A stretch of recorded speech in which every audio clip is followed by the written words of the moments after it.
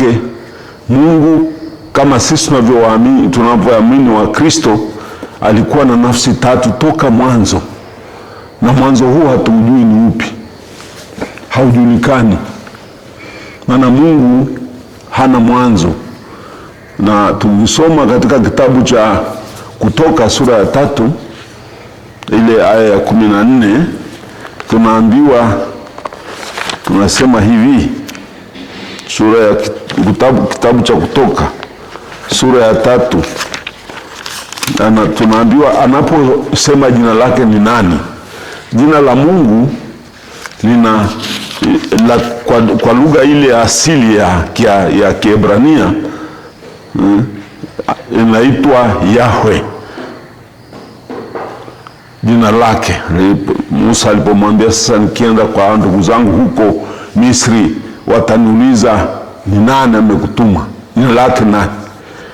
Na ndio Mungu akampa jina lake binafsi, akasema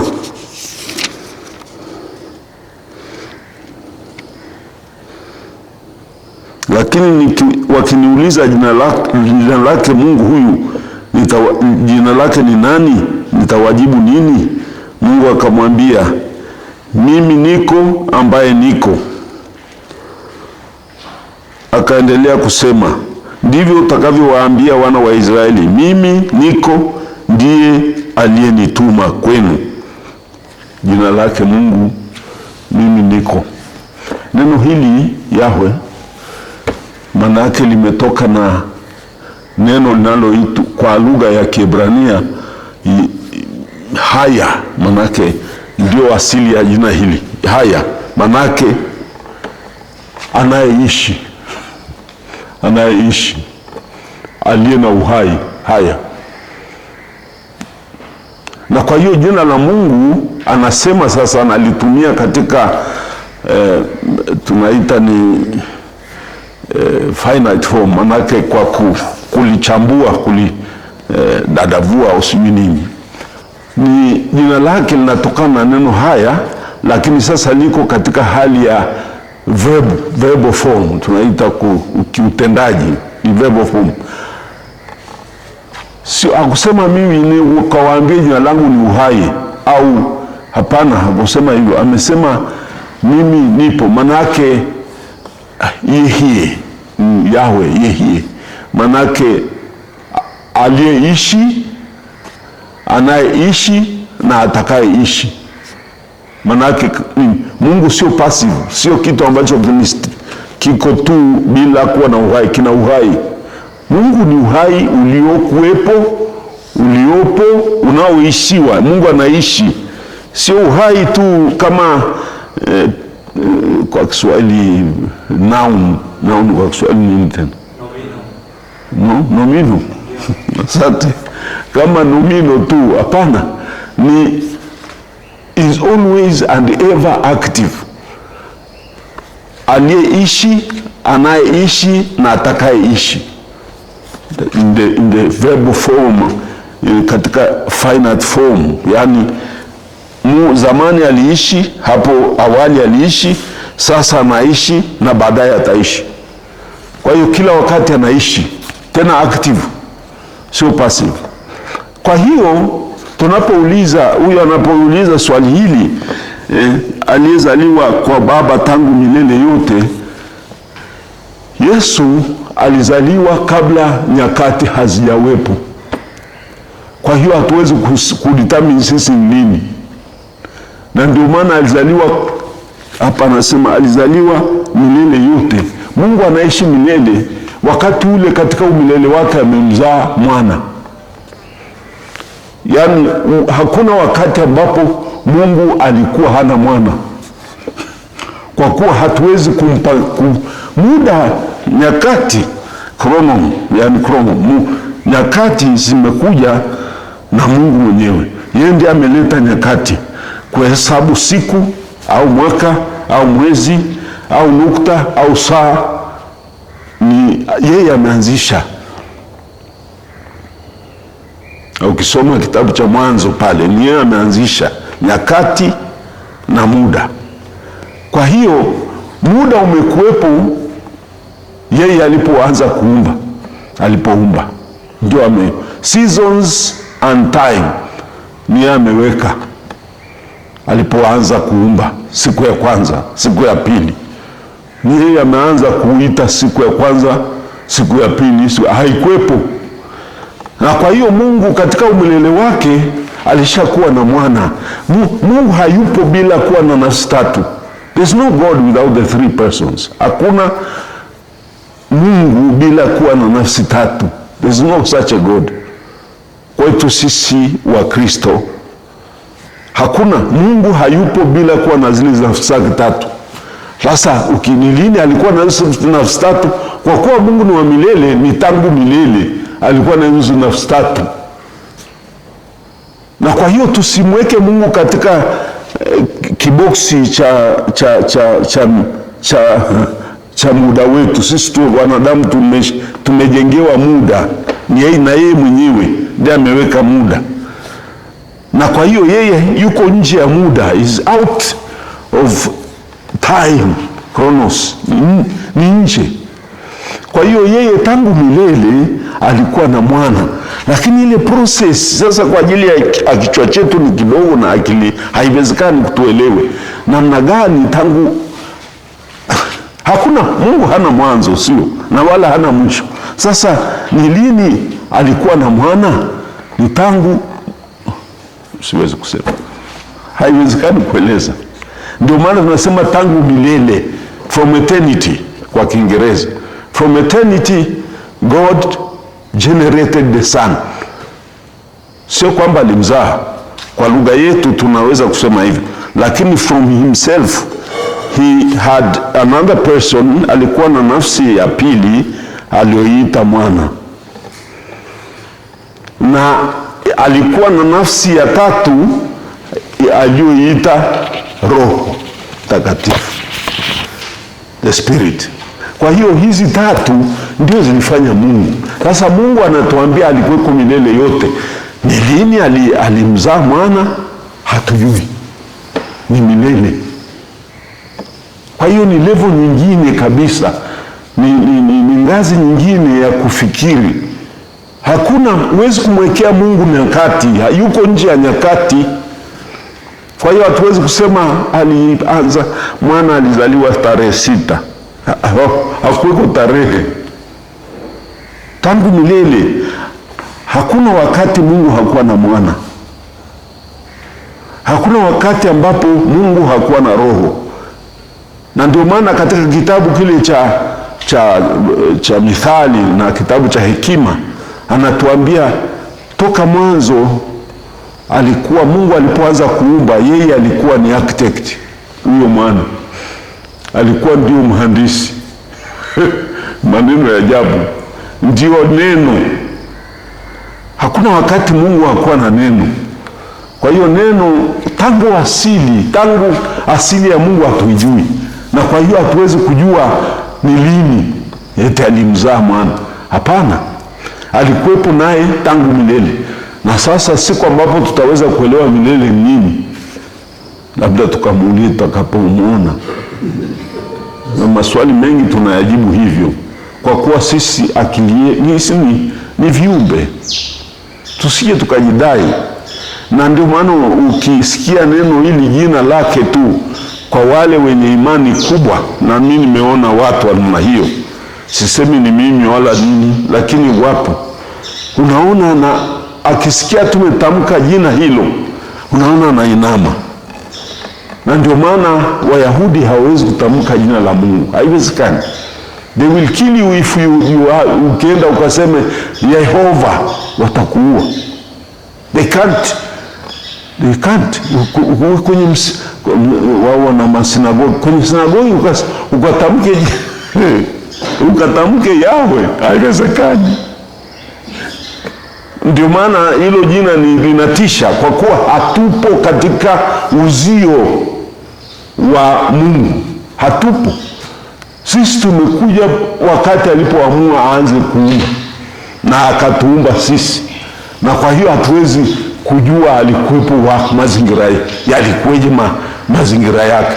Hata malaika hatujui waliumbwaje.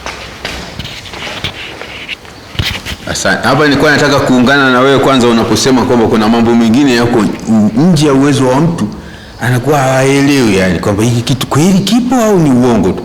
Sasa leo walikuwa wanajadili kwenye BBC, wanaelezea kwamba sasa hivi wanasiasa wanaambiwa kwamba hii teknolojia ya AI tunayoingiza kwenye mitambo ya kivita, in the next 25 years AI itakuwa imesurpass human brain, yani itakuwa ina uwezo wa kujiamlia yenyewe, ikafatua hiyo mitambo peke yake nini, ukibonyeza pale stop ina ignore.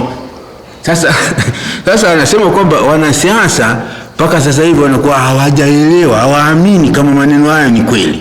Wanadhani kwamba hiki kitu ni kitu cha kwenye kompyuta tu, unabonyeza una control wewe. Sasa wakiambiwa kwamba we are going so fast, itafika hatua ambapo itakwenda beyond, itakuwa ina ignore. Sasa tuanze kucontrol kuanzia sasa. Ndio hiyo unayosema kwamba mtu kuna vitu kwa akili yake ni kama mtoto mdogo, haamini kama hicho kitu unachosema ni kweli. Sasa hiyo ni neno moja. Lakini pia mimi mwenyewe nilikuwa na swali kwamba kanisa limetumia neno hili kwamba Yesu yani mwana wa pekee aliyezaliwa kwa Baba bila kuumbwa. Sasa najiuliza kwa sababu gani lugha hii tusibadilishe tukaweka kwamba Yesu mwana wa pekee wa Baba aliyekuwa na Baba tangu milele yote, aliyekuwa tutoe hili neno alizaliwa hili. Sawa. Na kuelewa. Sasa ni hivi, ukisema ukiondoa lile kuzaliwa, hata kwa mwana ni lazima azaliwe, na ndio maana ni lazima liwepo. Hata itwa mwana na baba hata itwa baba. Kwa hiyo is only through giving birth that you become a mother, a father. Na ndio maana Yesu anamuita Mungu baba yake. Having that intimate relationship, yani hakuna kitu baba alicho nacho ambacho hakiko kwa mwana. Ndio maana ni mwana ana DNA ya baba. Hata features nyingine ukikutana na kweli kama ni mtoto wake, wakina mama wanajua, wana observe, wanaangalia macho, labda kope, labda nywele, labda namna ya kucheka, au masikio mengine yametoka nje hivi, mengine yamerudi ndani, you see. Na unaona ya masikio ni ya mzee Alois, masikio midomo ni ya mama yake, because anayo features zile. Na ndio maana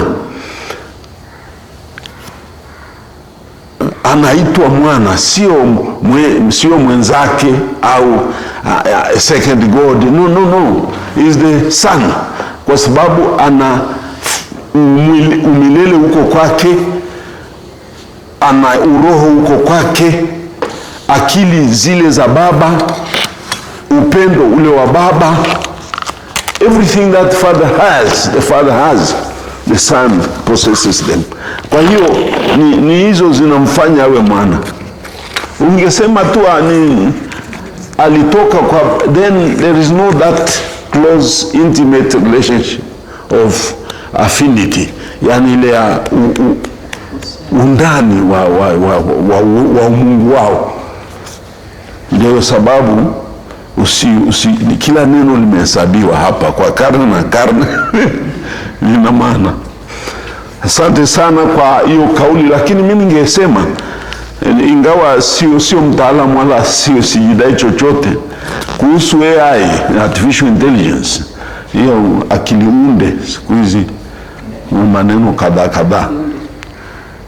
Si mwanadamu atabaki mwanadamu tu, na kitu ulichoumba wewe au kukitengeneza hakiwezi kukuzidi wewe. Na wewe unaangia kwa huo. Ndio. It will remain. Ni kama gari linakimbia kuliko wewe. lakini ni wewe umetengeneza, naweza kulibomoa saa yote.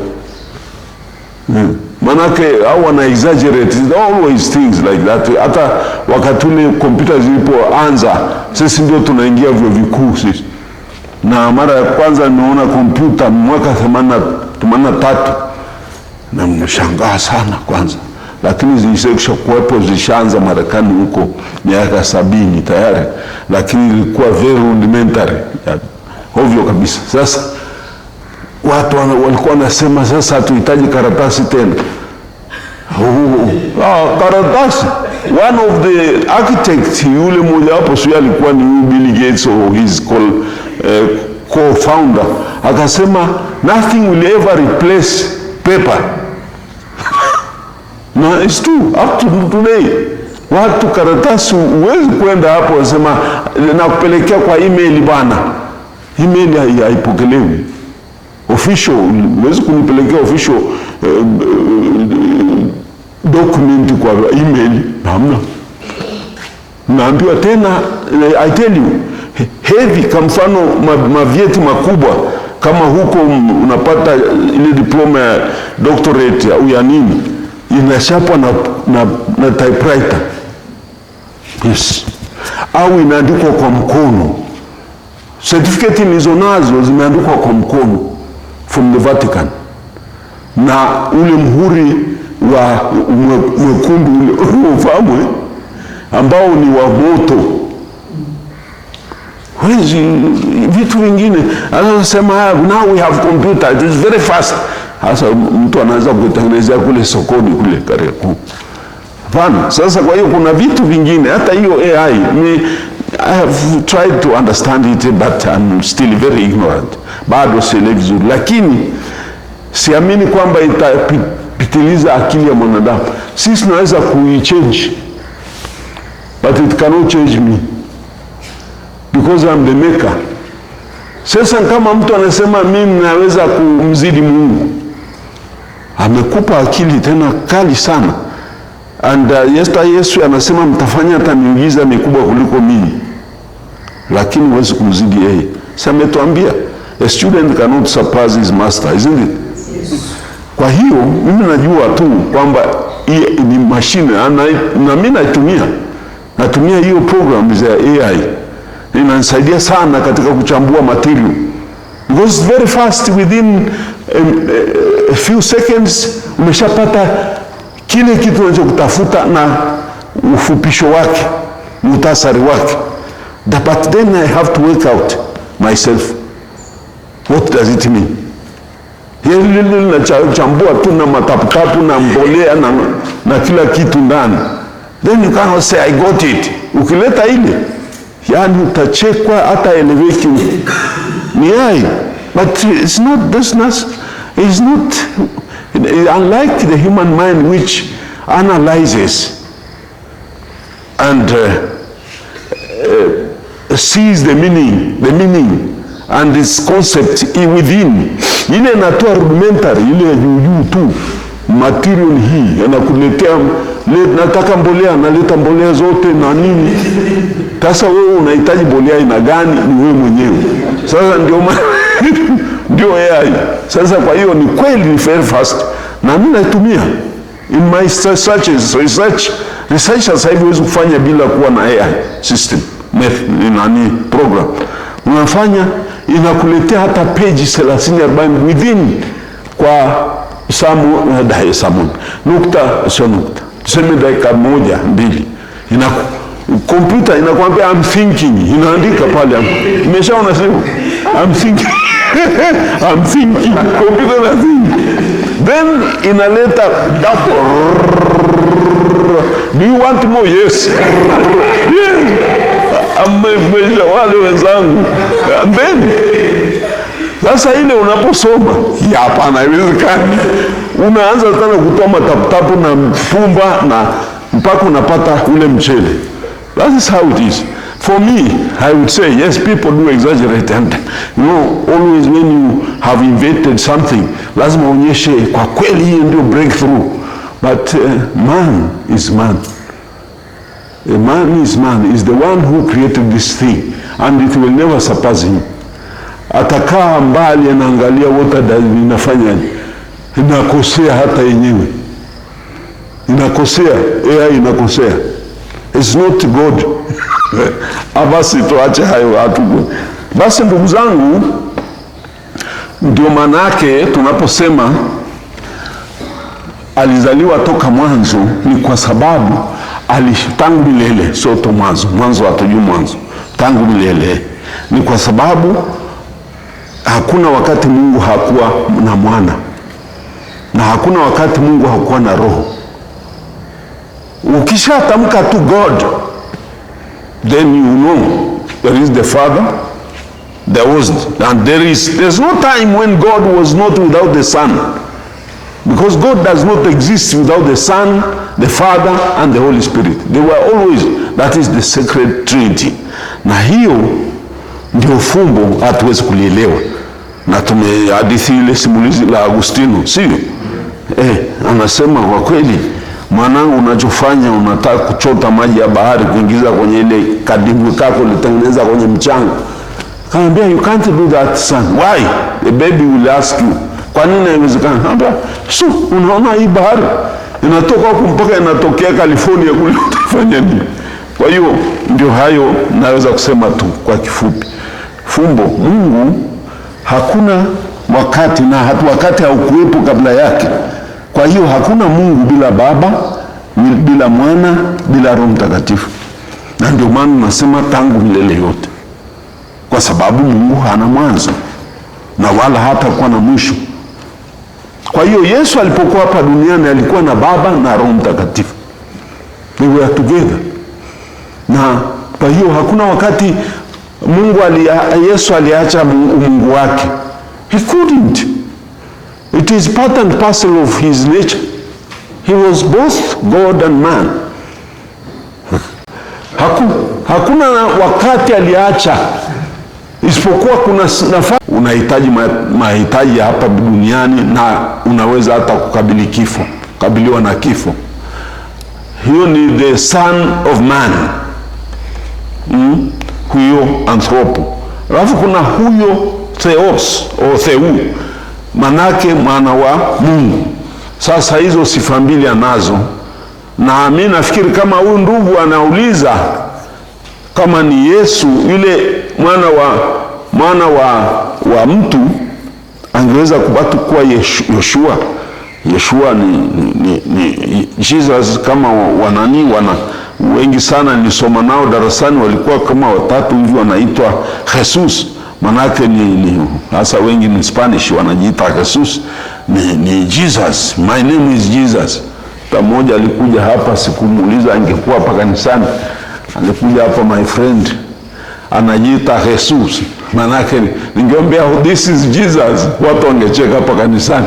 Huyu jina lake ni Yesu, watu wangeshtuka sana, kwa sababu hatukuja uzoea. Lakini kule is a common name, na kama huko Yerusalemu, huko Wayahudi, Yeshua ni jina la kawaida, na hilo Yesu alipewa hilo kama mtu.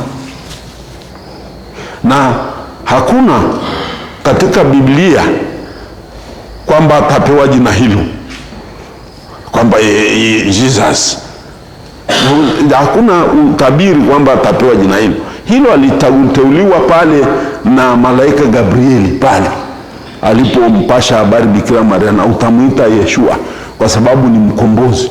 Jina hilo maana yake ni mkombozi. Kwa hiyo it is common. Kwa hiyo kama huyu ndugu aliuliza ni swali kwamba anataka kujua Yesu amezaliwa pale Bethlehem mwaka wa 6 BC. Alizaliwa pale Bethlehem, na mama yake ni Mariam na baba ni Yosefu, na aliishi pale, na aliishi hapa duniani miaka 33, basi akafia msalabani. Huyo ni Yesu. Kwa hiyo tunaweza kusema alizaliwa mwaka fulani na alikufa mwaka fulani. Lakini mwana wa Mungu hatuwezi kusema hayo, ni tangu milele. Ndio tofauti. Nashukuru kwa kubainisha hayo mawili, tusiye tuka confuse na mtu ambaye ameuliza aone tofauti hiyo. Kwa sababu kuna kuja swali lingine linalofuata lina maelekeo hayo lakini tofauti kidogo. Swali la pili anauliza, je, Yesu atakuja kwa hukumu wazima na wafu? Katika na sadiki tunasali, huyu ametafakari na sadiki, namshukuru sana. Huyu mtu aliuliza maswali hayo.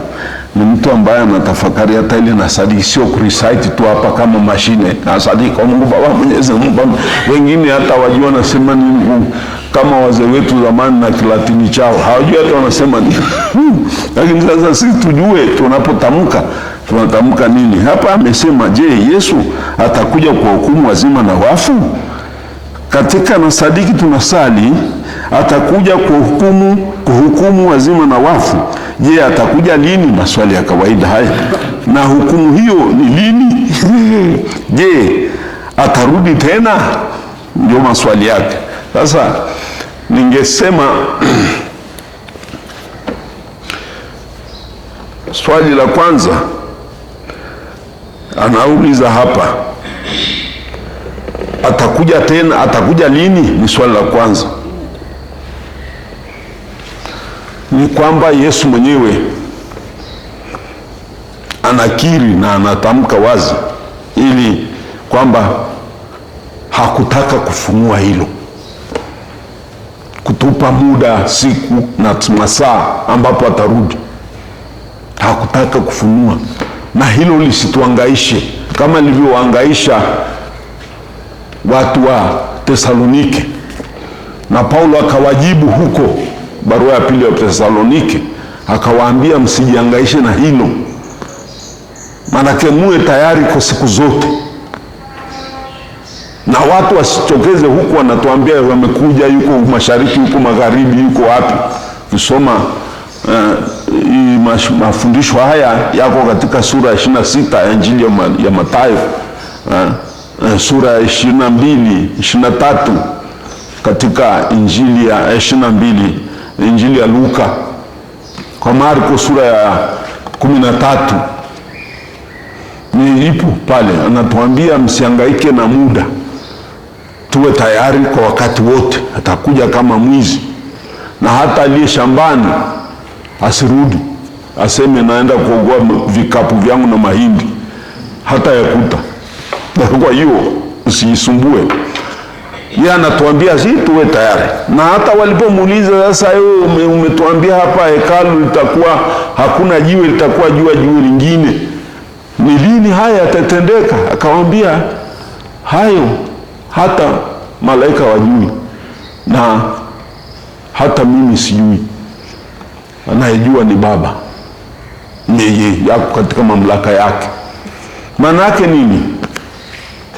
Yesu hakutaka kuwapa jibu. Najua mama anaweza kuwa mtoto anamuuliza, samahani sana mtanisamehe wakina mama, lakini ukweli huu, mtoto anakuuliza, mtoto huyu ametokea wapi? Namwambia kwa kweli umetoka msituni. Mimi tulikuambia msitu kwa sababu tunaishi. Wengine wanamwambia mtoka bondeni, wapi na wapi, shanyu bonde gani, huko na huko, maneno mengi. Lakini actually the reason for these stories, kwa historia hizo, majibu haya ambayo ni pengine anaonekana kijinga, lakini lengo ni kutokumwambia ukweli mtoto, sivyo? Lengo finality yake ni kwamba hataki kumjibu tu, kwa sababu hataelewa. Na hivyo Yesu aliposema hata mimi sijui, I don't know, nimeshawaongelea hapa, kaambia unfortunately, kwa bahati mbaya hatumuoni anavyojibu.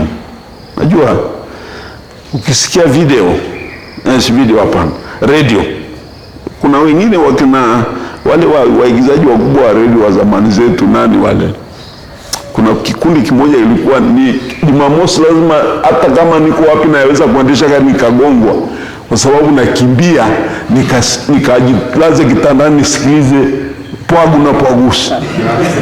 Mnavikumbuka wote? Joy alipofariki nisikitika sana, na hata huyu alifariki mwezi uliopita, nisikitisha sana.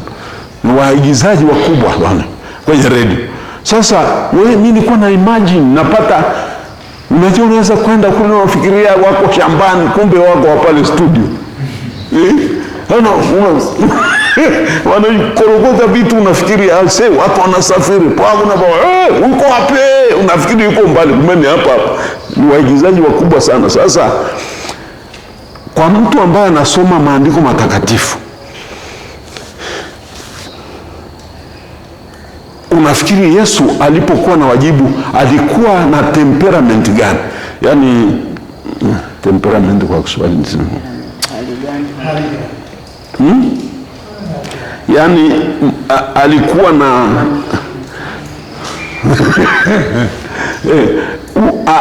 yaani alikuwa na mood kwa Kiswahili. Mungu wangu. Yaani what?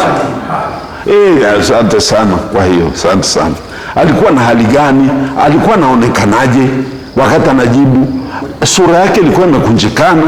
Alikuwa amekaza macho au alikuwa anawaambia kwa usanifu? Ni hata mimi sijui. Anakuangalia kwa jicho hilo ili ujue kwamba amekataa. You understand me? Yaani kwa Kiingereza tunaita temperament, the mood. Hatujui, haionekani kwenye, na ndio mmoja ameandika thesis kubwa sana huko nikosoma juu ya the temperament of Jesus in his teaching. Mara nyingine hasemi, haandiki kama siku hizi tunaandika kwenye email najua kwamba amecheka au amesanifu au whatever language it is. Anaandika. Mimi mara nyingine kabla sijamjibu hapana, namwambia hapana, hatukupata msosi unajua kwamba nimesema katika hali gani. Yesu aliposema hata mimi mwana hajui, unafikiri alikuwa anawaambia kiukali kabisa hata mwana hajui? Hapo wangesema hapa mambo yamekuwa magumu. Lakini hata tusikii kama walimuuliza tena. Hawaulizi tena. Walijua tu kwamba huyu jamaa hataki kutuambia Bwana. I think you understand. Kwa hiyo hapa Yesu hakutaka kuambia hata mwenyewe kwamba muda ni lini na lini atarudi. Hakuambia.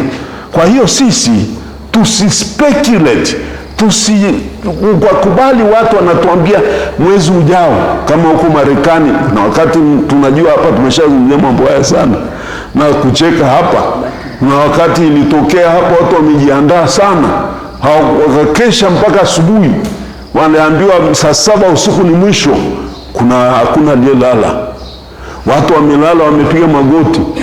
Mimi nakumbuka miaka 60 na kitu huko, I was so tiny little fellow, sikuelewa tena, lakini nakumbuka wazazi wetu walichinja mbuzi na mang'ombe yao miaka 60. Around that 60. I was a tiny fish. Hata sikujua bado, ndio nimeacha kunyonya tu labda.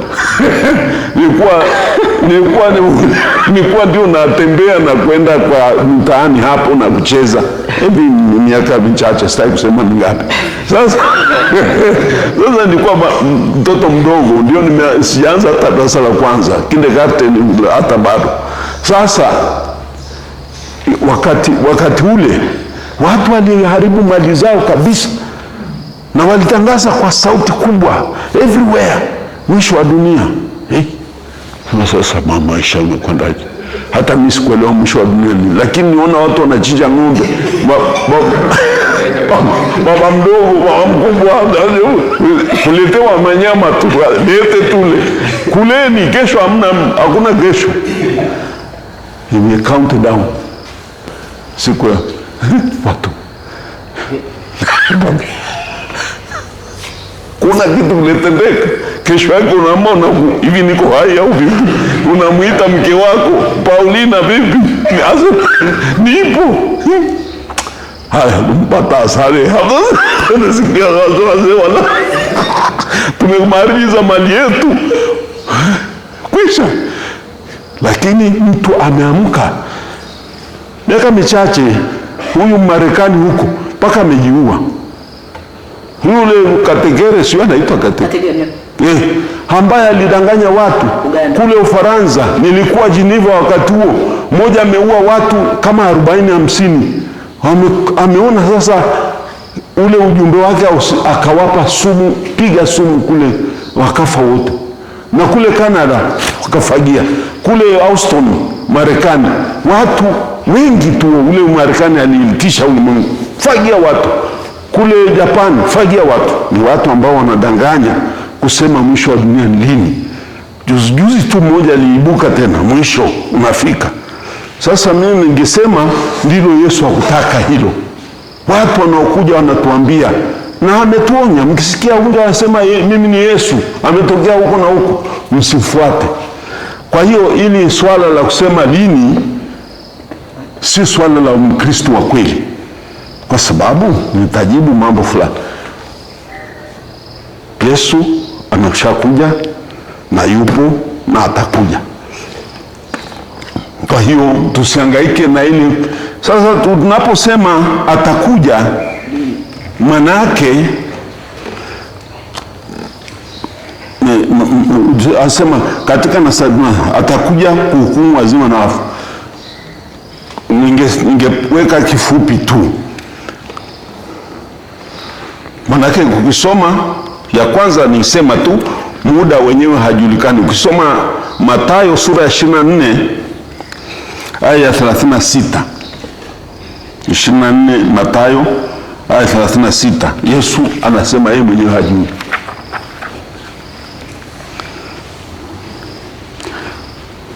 Lakini kuna swali la kuja linaloambatanishwa na maisha ya Yesu.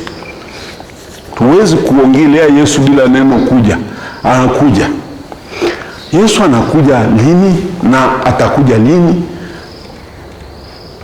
Haya ni maswali muhimu. Na alikuja lini?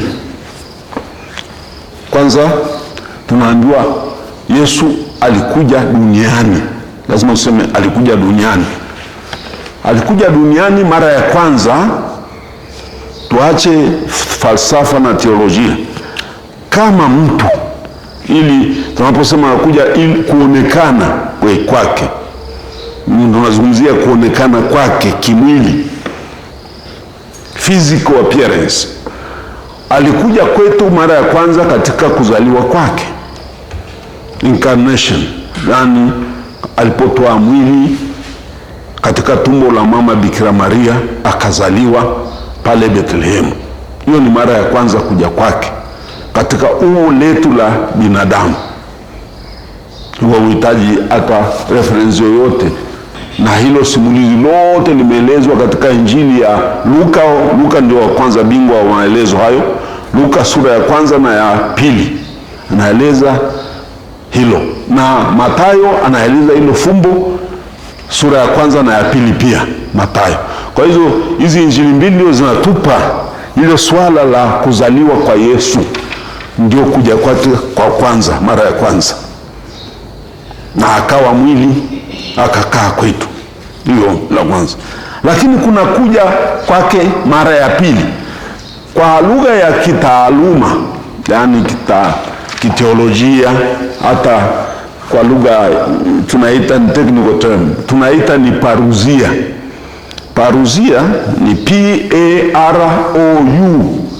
P-A-R-O-U-S-I-A, paruzia ndio tunavyotamka, ni lugha ya Kigiriki, P-A-R-O-U-S-I-A. Hiyo paruzia ni kurudi tena, kurudi tena au kuja kwa tena, kurudi tena au kuja tena. Na hilo ndilo Yesu anayetuambia atarudi. Yeye mwenyewe ndiye amesema hayo, atarudi tena. Ndio hiyo paruzia, the second coming, ujio wa pili. Na katika kipindi cha Majilio tunafanya hizo mbili, tunakumbushwa hizo ujio mbili, au ningesema Kiswahili gani, the two comings. Wa kwanza tunaanza na Majilio, tunaanza na kipindi cha paruzia, tunakumbushwa mwisho wa nyakati, mwisho wa dahari, hukumu, ndio kipindi kinachoenda mpaka tarehe 16 mwezi wa Disemba. Tunafanya hiyo, ndio tunaita kipindi cha kwanza ambacho ndio kwa umajilio kwetu tunamaliza mwaka wa kanisa. Na kwa hiyo tunafanya ile sikukuu ya Kristo Mfalme ambaye ndio hakimu wetu wa mwisho, huyo Theotokos, huyo ambaye ni Pantocrator. Sasa tukishamaliza kile kipindi cha paruzia, tunakumbushwa kipindi hicho. Dominika zile mbili zinakuwa ni juu ya hukumu ya mwisho, juu ya ujio wake wa pili, ndio iparuzia. Alafu tunaanzia tarehe 17 mpaka tarehe 25 ni ujio ule wa kwanza ambao ndio incarnation, yani umwilisho wa Yesu. Amechukua mwili akakaa kwetu, ndio Christmas, ndio Noeli. Sasa hivyo vipindi viwili vinaonekana vizuri tu na vinaainishwa na kanisa katika kipindi cha majilio. Tazo tuwezi kukosea hapo. Kwa hiyo ujio wa kwanza ni ule wa kuzaliwa pale Bethlehem. Ujio wa pili hatujui ni lini atarudi. Paruzia hakuna anaweza kusema, hata yeye mwenyewe amekataa kutuambia. Kwa hiyo tunabaki gizani. Siku zote yeye amesisitiza, hakutaka tuwe kama watu wale walio zamani. Hata kule kwetu nyumbani naambiwa watu walikuwa wanakataa kubatizwa wakisubiri mpaka wanasikia saa imeanza kuja hii unaanza kusikia baridi mguu wa kulia au usikii tena, wa kushoto unaanza usikii tena, unasema itieni padre, nataka kubatizwa. Ubatizo wa saa ya mwisho pengine hutapata nafasi hiyo. Ukiupata, bahati yako nzuri sana, ili kusudi nikishabatizwa sitende tena dhambi. Lakini hiyo ni kuchezea kama shilingi chooni manake. Unaweza kusema minja, lakini labda ubatizo wa tamaa unaweza kusaidia. Lakini Yesu hakutaka maisha ya namna hiyo. Alitaka tumpokee na yeye atusindikize, awe nasi. Tofauti, awe nasi na tumwamini, tuweke matumaini yetu kwake na tumuige katika maisha yetu. Ndio Ukristo, kuishi kama yeye hapa duniani, na sio kungoja siku ya mwisho ndio unabatizwa.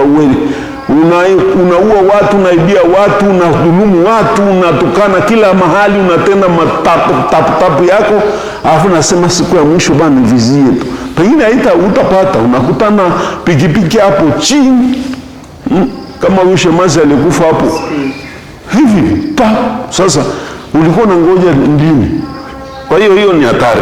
Yesu hakutaka tuishi katika maisha ya namna hiyo ya hatari. Alitaka tuwe naye siku zote. Kwa hiyo kipindi hiki tunaita transient, cha mpito, kipindi hiki cha mpito ni hiki tunachoishi sisi.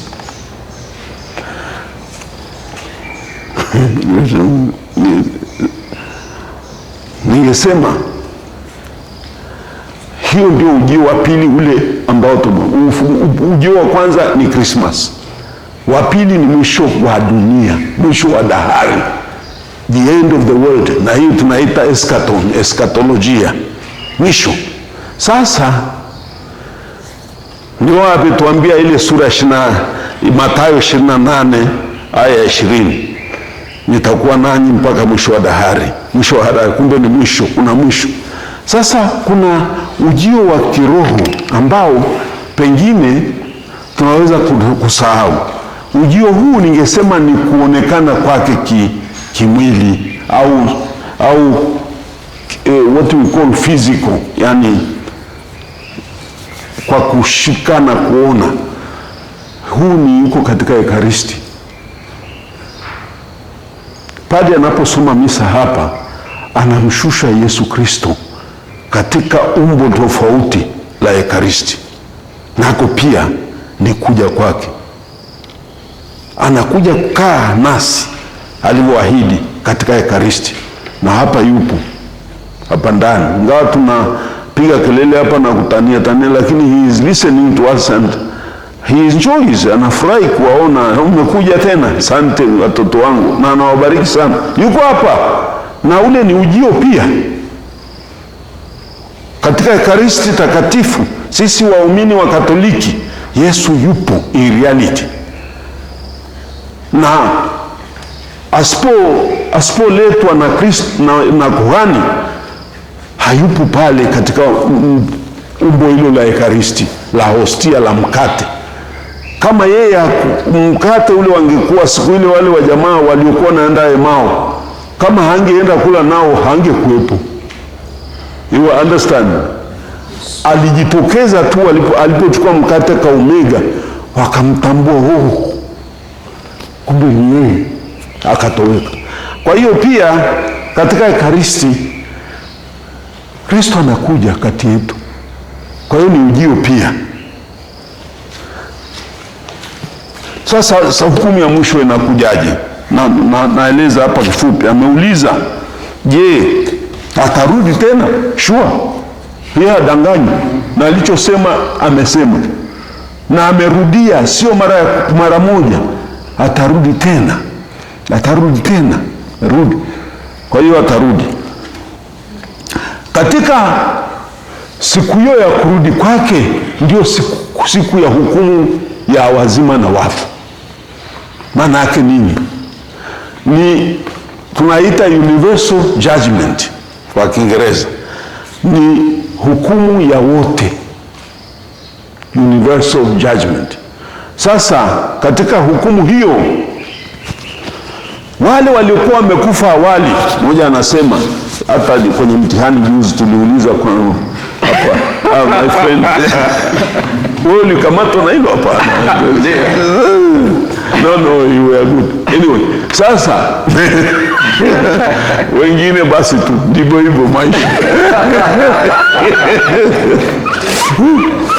Sasa hukumu ya mwisho ina makundi mawili, kama Paulo anapotueleza hivyo. Pia Paulo katika waraka wake wa kwanza wa Korinto sura 15 anatueleza hilo pia, fumbo hilo litakavyokuwa.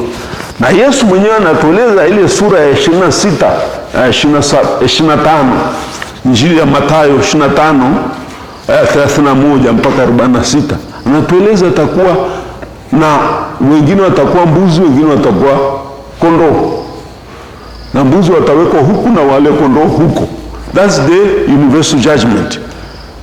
Sasa universal judgment ina maana, Paulo amefafanua kwa namna nyingine, anatuambia wale waliokuwa wameshakufa watafufuka.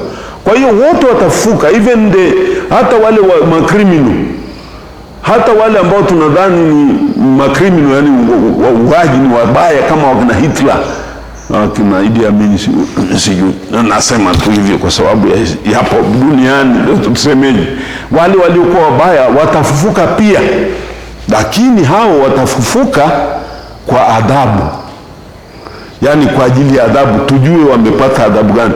There katika mmoja nimeeleza, wengine hata hawakujua sawa sawa, nimewaeleza pale kwenye mtihani, nimeeleza fafanua.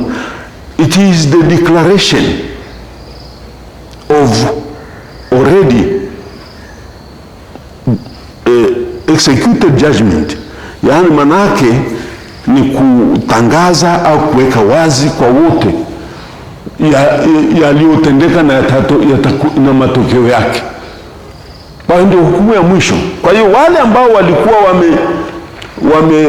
wameshahukumiwa kwenda kwa bwana Shetani, watatangazwa, bwana Ngowi ameenda kwa yule bwana wa mikuki. Sijui, lakini tuombeane mtu asijione ana haki. Sasa tunajitahidi hivyo tu. Yule ameenda kule na wote watambua. Alafu anakuja mmoja aliyekuwa mdhambi mkuu, labda kwa mfano Pilato au hata Yuda, tunafikiri huyu ameshahukumiwa, yuko motoni. Utaona watu anajitokeza, alafu Yesu anatangaza, huyu ni kondoo wangu, kaa mkono wangu wa kulia. Watu huyu ndio, kwa sababu alitubu. Wale ambao kutubu hali yao ngumu. Huyu ametubu, wakati anakatakata miguu pale anakufa, amesema Bwana unihurumie. Akatubu, na kwa kweli kwa majonzi akafa kwa uchungu, kwa sababu anajua ni mkosefu. Huyu ametubu na nimempokea kama yule mwizi pale msalabani. Kwa hiyo Yuda, wewe ulikuwa umekosea, ni mtume wangu, nenda ukakaa na wenzako. Watu watashtuka. They thought he would be thrown into the fire of hell. Ndio hivyo. Sasa pale ndio nasema ni declaration, ni confirmation of the judge. Na wale waliostahili, ukisikia mtu fulani ambaye alikuwa mkosefu na amesamehewa, unafurahi sana, kumbe alitubu. Yuda, ongera. That is the joy of God. Tuna celebrate pale, tuna celebrate divine mercy. Tunashangilia na kufurahi na kusherekea huruma ya Mungu. Ndio tunamjua Mungu ni huruma yenyewe. Ndio tunajua thamani ya kifo chake. Kwa hiyo ni siku ambapo pia ni shukrani, ni sifa, ni utukufu, tukiona huruma ya Mungu ilivyokuwa kubwa. Alafu tuna mwalimu wangu, sijui kama nafikiri, sijui wengine wanafahamu, alikuwa mwalimu wangu anaitwa Father Ndekimu. Sijui kama yuko mzima, wale wanafahamu basi, na wanatokea Kirua kule. Sasa huyu alikuwa rekta kwa miaka mingi sana, Kipalapala, Kibosho, Segerea, ni mmoja wapo wa miamba ya mapadri wengi sana. Sasa huyu alikuwa anafundisha dogmatics, na tukamuuliza swali, je, mimi nitapataje furaha mbinguni kama namuona baba yangu yuko motoni? It's a furaha itakuwaje? That was a very serious question. Akakaa kimya, akacheka kidogo. That was a very good man, really. I don't know, nimekutana naye. Akasema, ndugu yangu, ndugu yangu, utamchukia baba yako na utaji kumuona, kwa kuwa amemchukia Yesu. You are love, you are love, you are everything. You are uwezi kumuita, unasema wewe sio babangu, you can't mpenda. Hapo tuliogopa kidogo, na kweli niulize tu, sisi ni binadamu wote, kama una mpenzi wako unampenda, this lovely beautiful, oh darling, kwani uongo unasema kwenye vichochoro huko vya nini? Ni ukweli. Oh, I love you, I hate you, na unatoa zawadi sumptuous, really very paid. Hata mtu anatoa milioni 50 nunua gari, sioni wakina Mabeto, si mavitu gani na songo hivi, unaona. Siwaelewi, lakini haya wanatuma wajenge ya nyumba, ni watu wamefilisika kujengea yeah, surely. Sasa alafu mtu anakuja pale anatoa sifa mbaya kwa yule unayempenda. Huyu hamna kitu, angalia miguu, angalia kucha, angalia kama jini.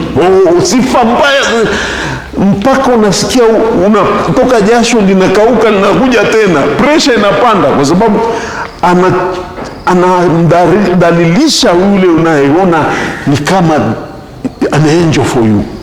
Huyu muuaji yule, tena sifa mbaya sana. Will you love that person? Huwezi kumpenda. Bwana, ondoka hapa nyumbani kwangu. Tena kama una bastola, wale wa jamaa Marekani huko, umeshakula kichwani. Ondoka hapa. Unamdhalilisha au mtoto wako, a baby beautiful. Mimi mama ameshika hivi, anambia hili toto la wapi hili, kama nguruwe bwana. Unamwambia mama namna hiyo, alafu sema atakupenda? Whether you are a very close friend, hata kama wewe ni rafiki yake wa karibu sana, utoe sifa za namna hiyo. Wewe umeleta wapi kitu hiki? Jeusi kama mkaa. Angalia, pua imekuwa ndefu kama ya nani, ya tarumbeta. wewe namna gani ni wako kweli huyu? Unatoa sifa mbaya kwa kile kitu anachopenda sana. Hata anashika mama atakwambia nini? Nisikuone hapa nyumbani kwangu, na tangu leo usifike hapa kwangu. Tena akiwa anapanga na kukata, mama sio anaondoka sema nilikwambia bwana hamna lolote. Mwenzake, mwanamke mwenzake, kweli mtaelewana, mtakuwa ma friend tena?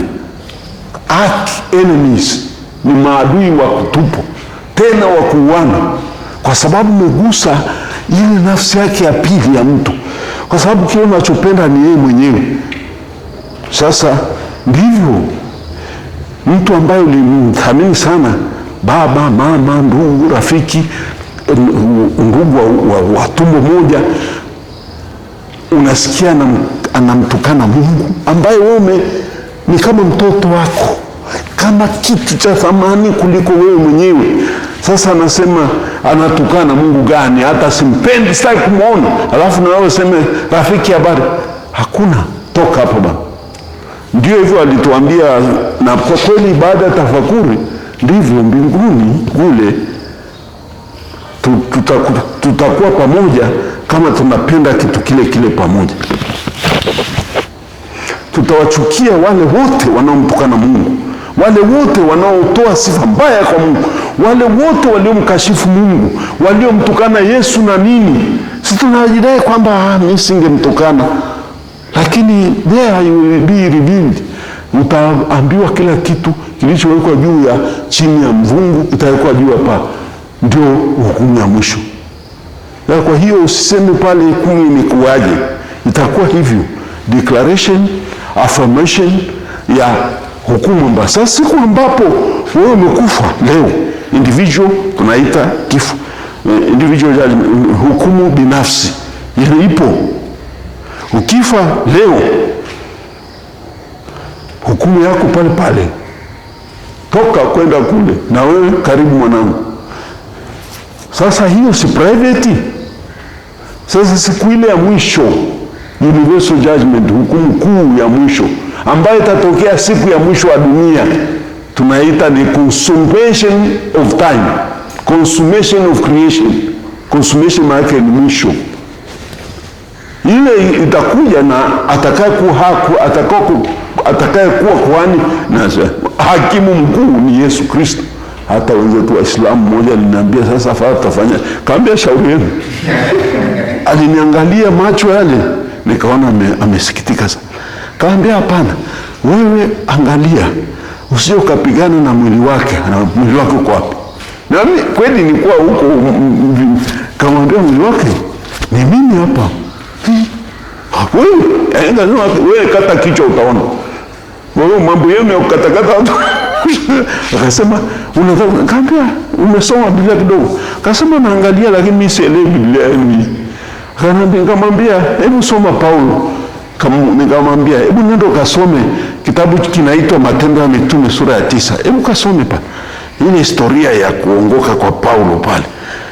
Utaona kwamba yeye alikuwa hakujua kwamba kwa kumtesa mmoja wao wa wale wafuasi wa Yesu, anamtesa Yesu mwenyewe. Wewe sikia Yesu anapomhoji alimaso. Akasema kweli nitaenda kusoma.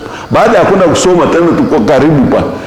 Akaja siku nyingine akaniambia yaani nataka kusema hii ndio mwili wa Kristo. Kamwambia swa ole wako. Akaondoka. Nikamwambia, akaniambia sasa hebu niambie Yesu yuko wapi? Nakumbuka tena ilikuwa karibu na Pasaka. Yesu yuko wapi? Kamwambia yuko hapa. Yuko hapa tena na kuangalia. Maswali unauliza ni ya kweli, ni anayesikiliza. Nikamwambia yuko hapa. Na kwa hiyo wewe ishi maisha yako salama, safi. Kama wewe una imani yako ya kidini yako, shika vizuri. Yanakuona kila siku. Alikunja akaniambia sasa mimi sikuelewi kabisa, inanipa shida. Nilimwambia hivyo. Nikamwambia sasa wewe unakumbuka? Nimkumbusha sasa. unakumbuka hukumu ya mwisho ni nini? Akasema ndio. Sasa nani atahukumu? Akakaa kimya, kwa sababu atakaye hukumu imeandikwa hata kwenye msaafu yao ni Isa bin Maria, ni Yesu Kristo mwana wa Maria, ndiye hakimu wa mwisho. Nikamwambia hata mtume wenu si atahukumiwa na nani? Ungejibu hivyo angepata ushukutuko wa moyo. Kamwambia nenda kasome surat fulani, kaambia kasome. Aliniangalia, sikiza, good morning father. Kamwambia good morning. Na mimi nikavimbisha kichwa. Lakini sasa tuseme ni hayo hukumu ya mwisho. Swali la 3.